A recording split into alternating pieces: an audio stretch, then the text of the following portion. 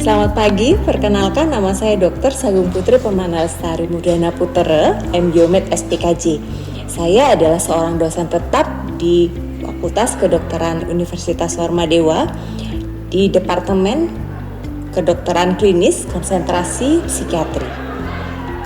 Saya menamatkan pendidikan profesi dokter di Universitas Udayana pada tahun 2008 dan saya menamatkan pendidikan di Magister Ilmu Biomedis serta Spesialis Kedokteran Jiwa di Universitas Udayana pada tahun 2016. Pendidikan kedokteran di FKIK Universitas Warmadewa menggunakan sistem blok. Mahasiswa mengikuti pembelajaran rata-rata 5 blok dalam satu semester. Seluruh blok tersebut sudah disusun dalam suatu kurikulum yang sudah disosialisasikan dan disepakati oleh dosen dan mahasiswa. Di FKIK Unwar, saya terlibat dalam beberapa perkuliahan yang saya ampu, khususnya terkonsentrasi dalam materi psikiatri dengan aktivitas pembelajaran seperti kuliah interaktif, pleno, praktikum, dan situasi pembelajaran khusus. Situasi pembelajaran khusus yang diberikan dalam pembelajaran seperti sharing session dan video session, serta diskusi kasus, tutorial, dan integrasi keterampilan klinik. Berikut adalah kurikulum blok yang telah disosialisasikan pada mahasiswa yang dicantumkan dalam buku pembelajaran blok.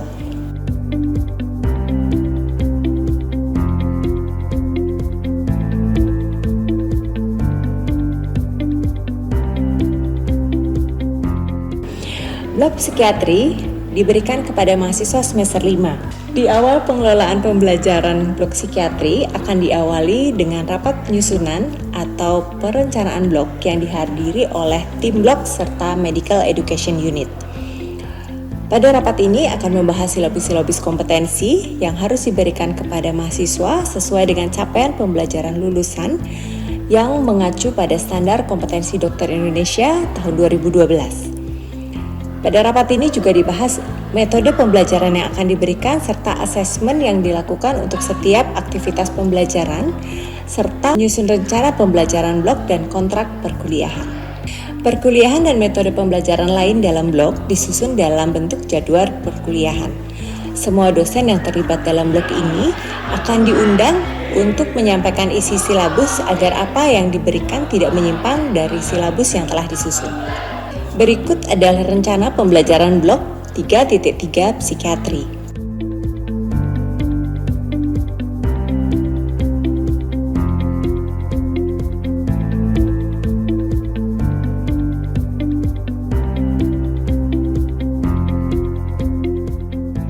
Aktivitas pembelajaran blok terintegrasi dalam LMS.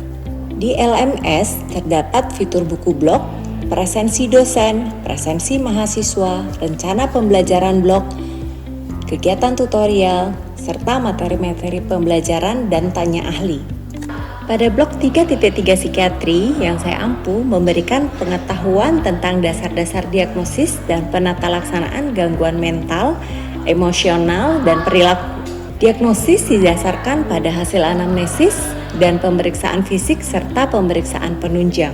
Hal ini juga didukung oleh pengetahuan mengenai patofisiologi dari masing-masing penyakit. Diagnosis yang telah diperoleh selanjutnya diberikan tata laksana sesuai dengan kondisi dan indikasi penyakit. Kemampuan yang diharapkan pada akhir blok ini, mahasiswa diharapkan mampu merencanakan pengelolaan pasien dengan gangguan mental, emosional, perilaku secara holistik. Mahasiswa juga diharapkan mampu mengintegrasikan kesehatan pariwisata dengan pengelolaan pasien dengan gangguan mental, emosional, dan perilaku. Selain itu, mahasiswa juga diharapkan menganalisis prinsip etika profesi, menunjukkan nilai dasar Sabta Bayu, melakukan keterampilan dasar terkait pengelolaan pasien dengan gangguan mental, emosional, dan perilaku, serta melakukan keterampilan dasar terkait pengelolaan pasien dengan penyakit gangguan kejiwaan, khususnya kesehatan pariwisata. Sebelum memulai proses pembelajaran, saya akan memaparkan rencana pembelajaran blok dan menyepakati kontrak kuliah bersama dengan mahasiswa agar pembelajaran dapat berlangsung secara kondusif. Saat memberikan kuliah kelas besar, saya awali dengan memberikan pemaparan mengenai tujuan perkuliahan, menyampaikan konsep-konsep pembelajaran, dan pendahuluan sebelum memulai pemaparan mengenai materi isi kuliah. Pada saat kuliah kelas besar juga saya akan memberikan kuis yang berupa kasus yang relevan dengan materi dan kompetensinya, serta diakhiri dengan simpulan dan referensi. Selama perkuliahan, saya akan melakukan komunikasi dua arah dengan memberikan kasus, fenomena, dan pertanyaan-pertanyaan sebagai sumber diskusi bagi mahasiswa untuk meningkatkan kemampuan mahasiswa dalam berpikir kritis. Mahasiswa akan saling berdiskusi dan disanggah oleh mahasiswa lainnya pada kelas besar dengan saya sebagai moderator. Cemas itu sangat sering ya dirasakan dan dialami oleh siapa saja ya. Cemas itu merupakan satu hal yang normal. Sebelum kita mulai masuk ke materi cemas itu sendiri. Nah, kalau tadi kan Berlin sudah mengatakan sudah sering mengalami cemas ya. Mungkin kalau dari kalian, cemas yang dirasakan itu yang seperti apa gitu? Apa sih yang kalian rasakan kalau misalkan kalian mengalami cemas?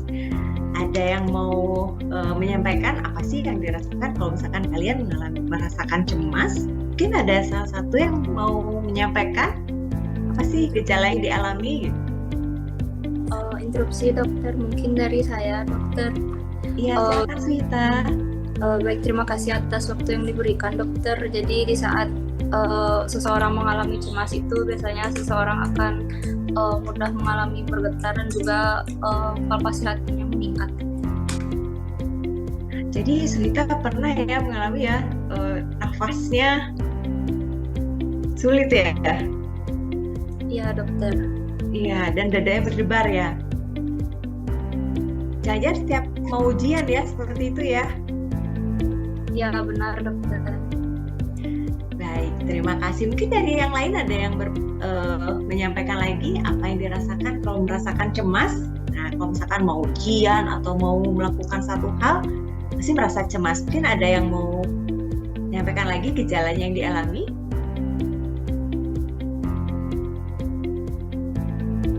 Izin menjawab dokter. Iya, silahkan Berlin. Yang dirasakan itu berdebar dan keluar keringat. Keluar keringat dingin ya. Oke, tadi sudah disampaikan ya gejalanya. Kalau Swita mengalami berdebar, lalu Berlin juga mengalami berkeringat dingin ya. Jadi kita lanjut ya. Jadi itu merupakan salah satu dari gejala cemas. Jadi siapapun bisa mengalami hal itu ya, gejala yang tadi. Kita lanjut dengan, nah tadi kan udah disampaikan nih gejalanya. Nah, yang kita tahu kalau berdasarkan ini ya teori ya, jadi sindrom ansietas. Jadi ansietas itu cemas. Apa sih yang dirasakan kalau misalkan mengalami cemas? Jadi ada ketegangan motorik, ada hiperaktivitas otonomik, dan kewaspadaan yang berlebih.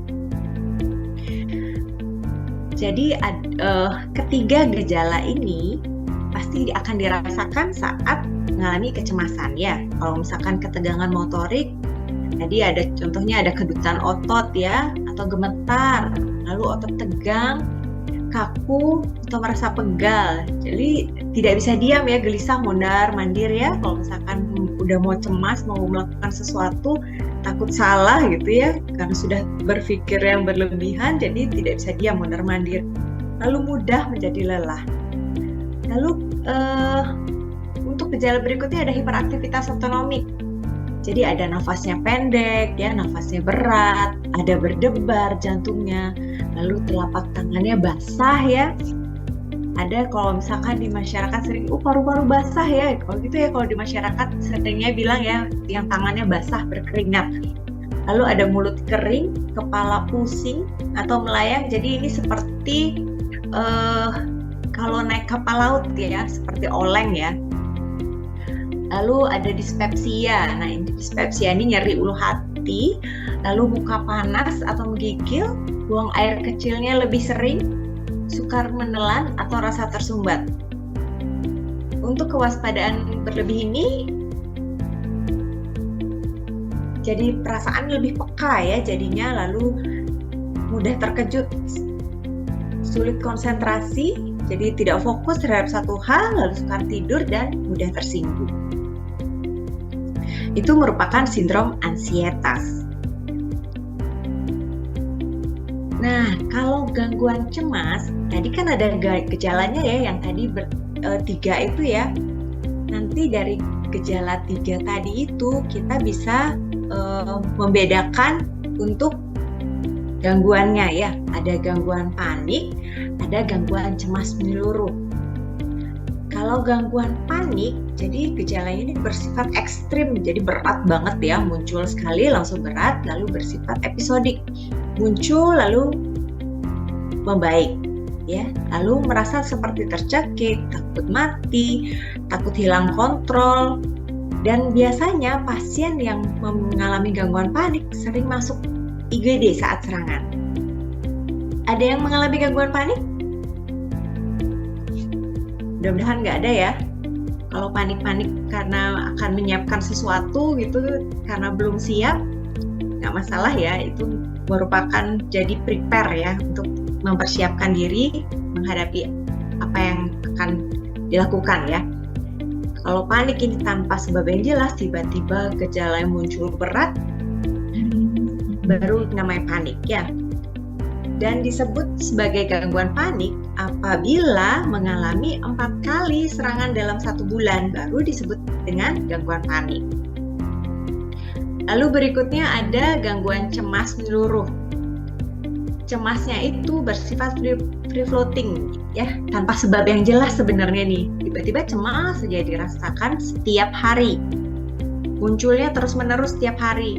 Tidak harus di jam yang sama, tidak harus di waktu yang sama, tapi dia harus muncul setiap hari. Biasanya cemas ini memikirkan bermacam-macam hal tentang masa depan bisa, atau mengenai hal yang memang belum tentu terjadi, tapi karena pikirannya yang berlebih sehingga dia mengalami cemas. Pada pasien dengan gangguan cemas menyeluruh ini juga biasanya sering ke dokter karena keluhan fisiknya tadi.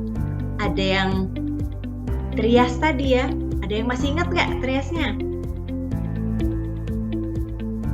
Trias yang tadi saya sampaikan, ada yang masih ingat nggak? Ada yang mau berpendapat?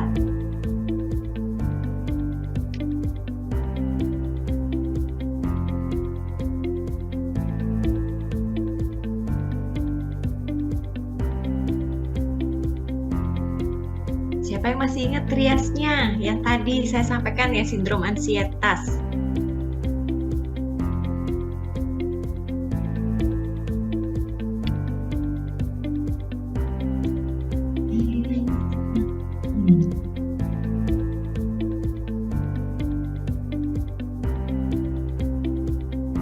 Saya dokter. Silahkan Dayana. Yang 3 itu ada free floating anxiety, terus ada meningkat aktivitas otonom sama hiperaktivitas motorik. Ya. Untuk cemasnya ya, tadi kewaspadaan yang berlebih ya. Untuk cemas menyeluruh, baru dia free floating ya. Jadi kalau misalkan dia cemas, ya tadi sindromnya yang kewaspadaan berlebihan, lalu ketegangan motorik, dan hiperaktivitas otonomi. Tapi kalau dia gangguan cemas menyeluruh, baru yang free floating anxiety.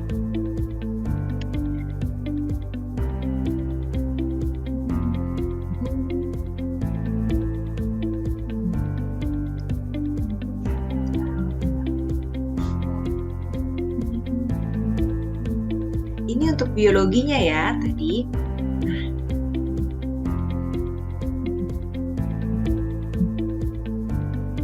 Lalu kita lanjutkan dengan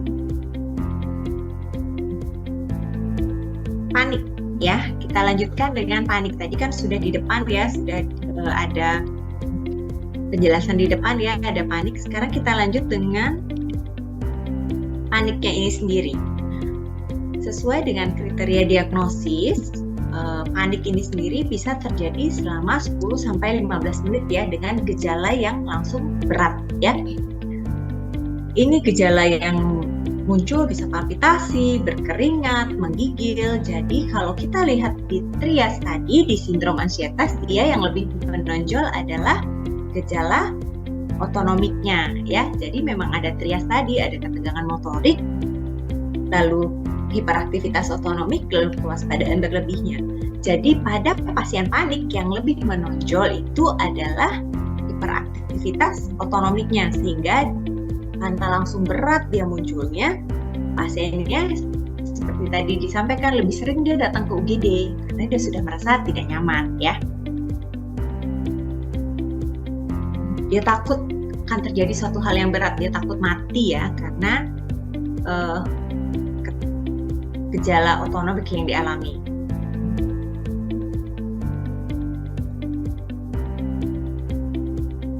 Apa sih yang akan diberikan kalau pasiennya panik? Kalau pasiennya mengalami gangguan panik, bisa diberikan pada saat serangan. Jadi kan pasiennya udah panik tuh, udah merasa berat ya. Gejalanya yang pertama diberikan adalah obat yang bekerja dengan segera. Yang bisa diberikan obat yang bekerja dengan segera adalah benzodiazepin. Benzodiazepin yang mana yang sebaiknya dipilih? Bisa alprazolam ya.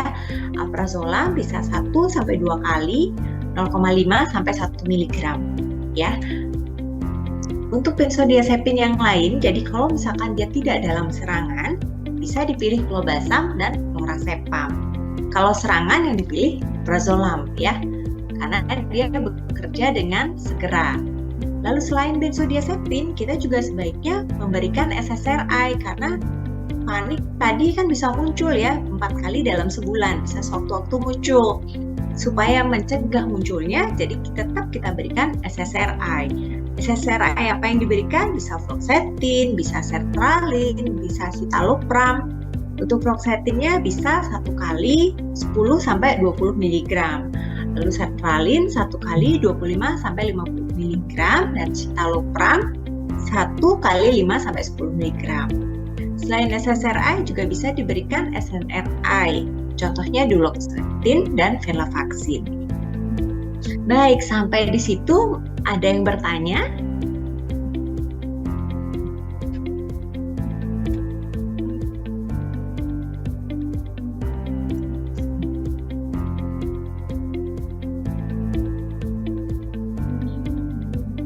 Dari penjelasan tadi mungkin ada yang bertanya, adik-adik? Mungkin ada yang kurang jelas atau ada yang ingin ditanyakan mengenai topik ini?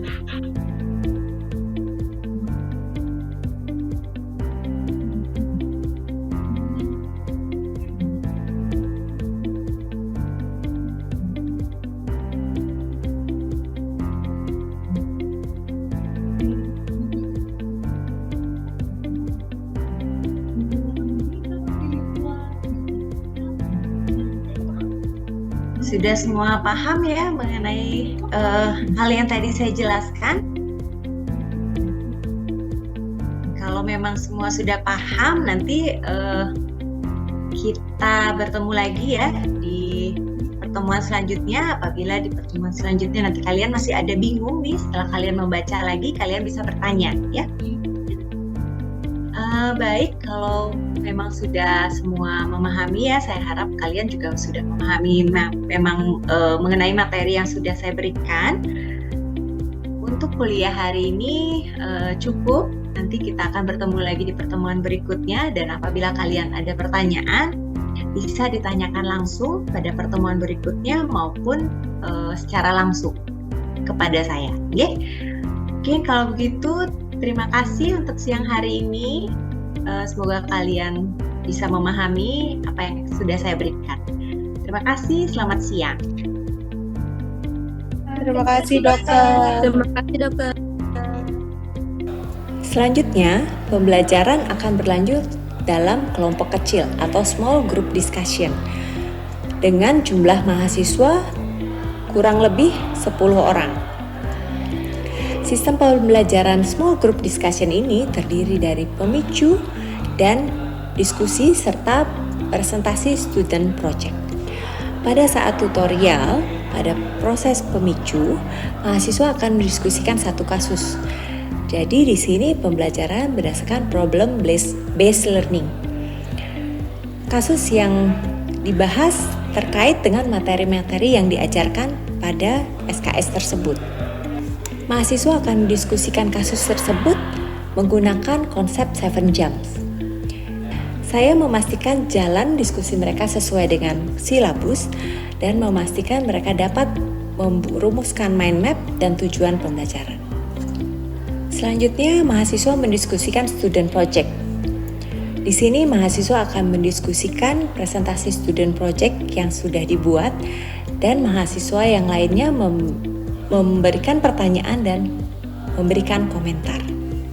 Setelah mahasiswa mendapatkan materi kuliah dan proses belajar mandiri, mahasiswa akan melanjutkan dalam proses diskusi hasil belajar sesuai dengan tujuan pembelajaran yang telah dirumuskan sebelumnya. Setiap akhir proses tutorial, saya akan memberikan umpan balik terhadap proses diskusi.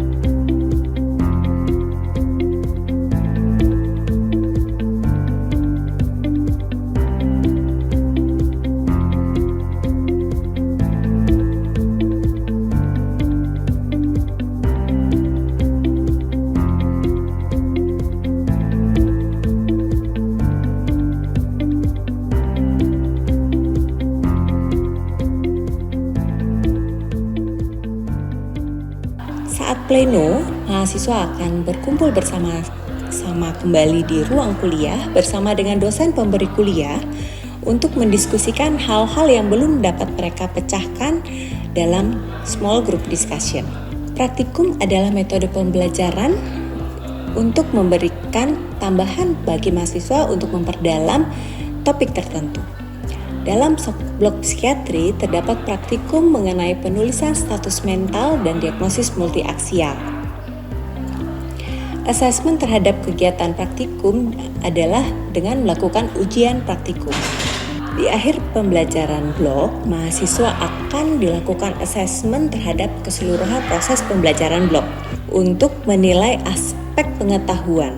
Mahasiswa mengikuti ujian blok dan hasilnya akan dikompilasi dengan hasil asesmen aktivitas pembelajaran lainnya, serta akan dihitung sesuai dengan pembobotan yang telah disepakati di awal dengan mahasiswa.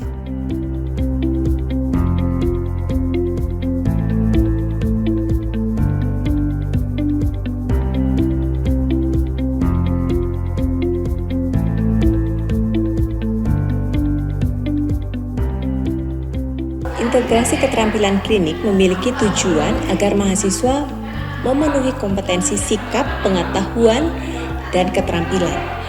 Pada blok psikiatri, mahasiswa diajarkan untuk melakukan wawancara dan pemeriksaan psikiatri.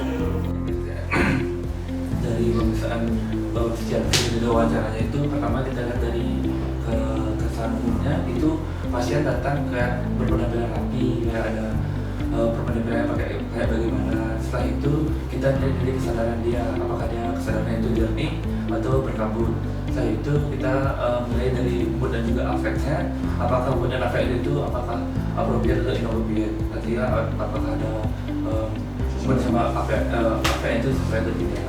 Habis itu kita lihat dari proses pikir itu seperti bentuk pikir seperti realis, logis realis atau neurologis atau relalis.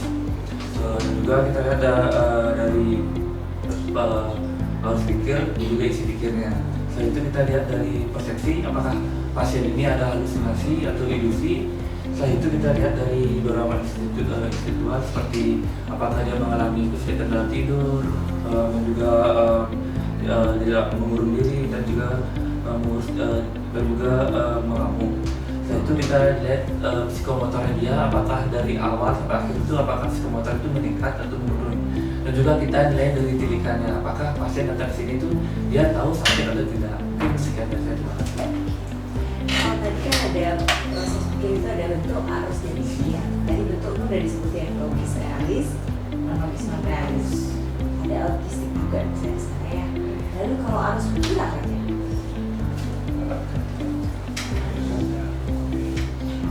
Mungkin yang asosiasi, inkoheren, asosiasi lomba, sirkumstansial, tangensial, flight of idea. Kalau yang koheren itu gimana? Dia sama dengan kalau inkoheren berarti sama. Kalau yang flight of idea itu dia belum selesai ngomong suatu hal udah loncat lagi ke hal yang lain yang mereka. Kalau sirkumstansial itu dia ngomongnya bertele-tele tapi sampai ke poinnya. Kalau tangensial dia ngomongnya bertele-tele tapi nggak sampai ke poin yang saya kita tanyakan. Kalau misalkan ada satu orang yang cerita topik itu aja, itu apa?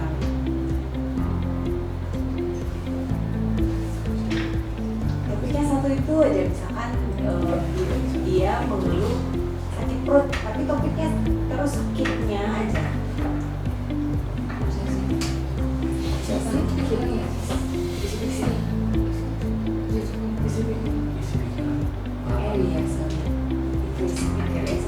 Tadi harus ya. Apa nih? Kalau misalkan ada yang menyebut saya mau makan, saya mau makan, saya mau makan, saya mau makan, saya mau makan.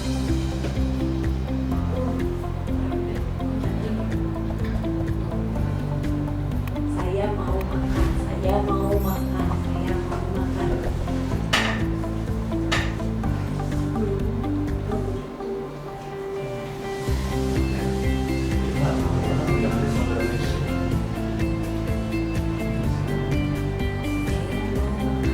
Saya mau tidur, saya mau tidur, saya mau tidur.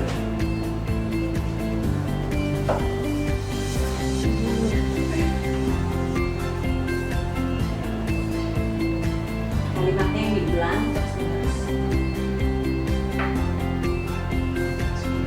Kalau belum ya.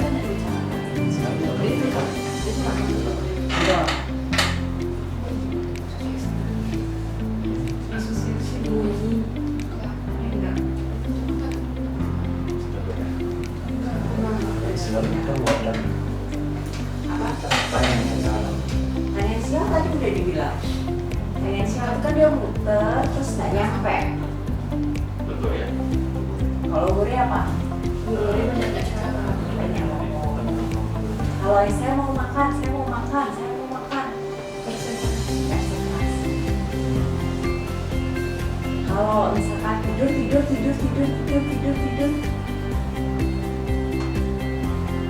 Assessment pada kegiatan ini berupa responsi yang menggunakan komputer based system berdasarkan checklist keterampilan klinik yang disiapkan oleh tim assessment.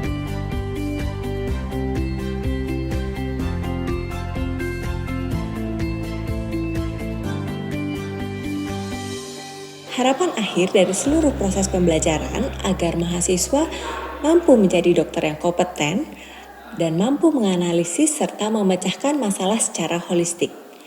Terima kasih.